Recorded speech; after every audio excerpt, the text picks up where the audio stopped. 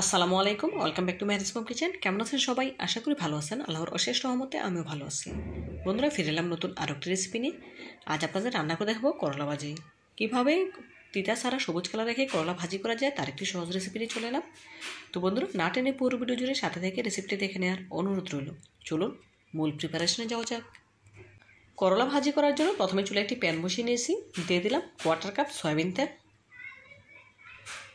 এখানে আগে থেকে কিছু করলা আমি পাতলা করে কেটে ধুয়ে পরিষ্কার করে পানি ঝরিয়ে নিয়েছি। দেখুন কতটা পাতলা করে কেটে নিয়েছি, দেখে বুঝতে পারছেন। এখন কেটে ধুয়ে রাখা করলাগুলো গরম তেলে ছেড়ে দেব। দেখুন বন্ধুরা, এ পর্যায়ে তেলটা পুরোপুরি গরম হয়ে এসেছে।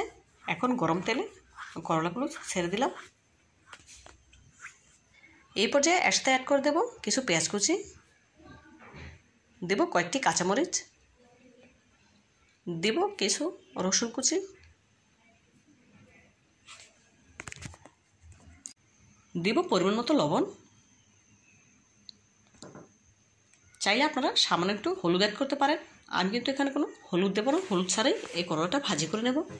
বন্ধুরা, এখানে আমি বেশি তেল দিয়েছি কেন, তার কারণ হচ্ছে বেশি তেলে যখন করলাটা ভাজি করা হবে তখন করলার কালারটা একদম পারফেক্ট সবুজ থাকবে। করলাটা খেতে একটু তিতে মনে হবে না, বাচ্চারাও খেতে পারবে এভাবে ভাজি করে নিলে। সেই জন্য আমি বেশি পরিমাণে তেল অ্যাড করেছি। আর বাকি তেলটা আমি কী করব পরে আপনাদের দেখাচ্ছি। দেখুন বন্ধুরা, নেড়ে চেড়ে করলাটা ভাজি করে নিচ্ছি। বন্ধুরা, ভিডিওর এই পর্যায়ে আপনাদের কাছে ছোট্ট একটি রিকোয়েস্ট রইল, যারা এখনও পর্যন্ত আমার ভিডিওটি দেখছেন একটি লাইক দিতে ভুলে গিয়েছেন, প্লিজ একটি লাইক দিয়ে ভিডিওটি কন্টিনিউ করবেন। আর যে সকল বন্ধুরা আমার চ্যানেলে নতুন ভিজিট করেছেন চাইলে চ্যানেলটি সাবস্ক্রাইব করে পাশে থাকা অল নোটিফিকেশন ক্লিক করতে পারেন। এতে করে যখনই কোনো নতুন ভিডিও আপলোড করবো সবার আগে আপনার কাছে পৌঁছে যাবে। অলরেডি যারা এই কাজটি করে নিয়েছেন আপনাদেরকে জানাই অসংখ্য ধন্যবাদ। করলা ভাজি করার পর যে তেলটা অবশিষ্ট রয়ে যায় সে তেলটা কিন্তু আমি ফেলে দিই না। যখনই করলা ভাজি করি যে তেলটা অবশিষ্ট রয়ে যায় সে তেলটা কিন্তু আমি রেখে দিই। যখন তরকারি রান্না করি বা অন্য কিছু করি তখন এই তেলটা ব্যবহার করি। দেখুন বন্ধুরা, কয়েকবার নেড়ে চেড়ে ভাজিটা করে নিচ্ছি। এই ভাজিটা করতে কিন্তু বেশি সময় লাগে না, মাত্র 8 থেকে 10 মিনিট সময় লাগে।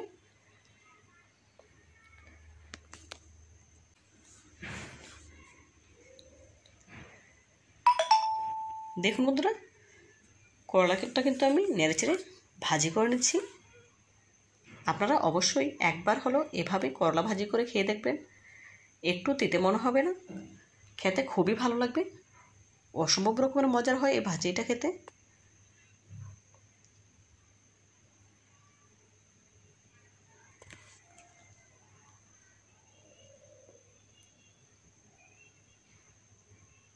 দেখুন বন্ধুরা, এই পর্যায়ে ভাজিটা কিন্তু মোটামুটি হয়ে এসেছে, দেখেই বুঝতে পারছেন। আর 1 থেকে 1.5 মিনিটের মতো নেড়েচেড়ে ভেজে তারপর ভাজিটা তুলে নেব। বন্ধুরা, আপনারা তো অনেকে অনেকভাবে করলা ভাজি করে খেয়ে থাকেন। আপনারা একবার হলো আমার এই রেসিপিটি ফলো করে করলা ভাজি করে খেয়ে দেখবেন, খুবই ভালো লাগবে ইনশাআল্লাহ। দেখুন বন্ধুরা, ভাজিটা আমার রান্না করা হয়ে গিয়েছে। এখন প্যানের এক সাইডে ভাজিটাকে তুলে নিচ্ছি। প্যানটাকে একদিকে কাত করে দেবো যাতে করে ভাজি থেকে তেলটা সরে আসে। এভাবে কাত করে রাখলে ভাজিটাতে একটু তেল জমে থাকবে না, সম্পূর্ণ তেলটা প্যানের এক সাইডে চলে আসবে। দেখুন বন্ধুরা, সম্পূর্ণ তেলটা প্যানের এক সাইডে চলে এসেছে। এখন একটি সার্ভিং প্লেটে ভাজিটাকে সার্ভ করে নিয়েছি। দেখুন মাশাআল্লাহ, ভাজির কালারটা কতটা সুন্দর এসেছে, দেখেই বুঝতে পারছেন। তো বন্ধুরা, আমার এই রেসিপিটি যদি আপনাদের একটু হলেও ভালো লেগে থাকে প্লিজ লাইক, কমেন্ট এবং বেশি বেশি করে শেয়ার করবেন।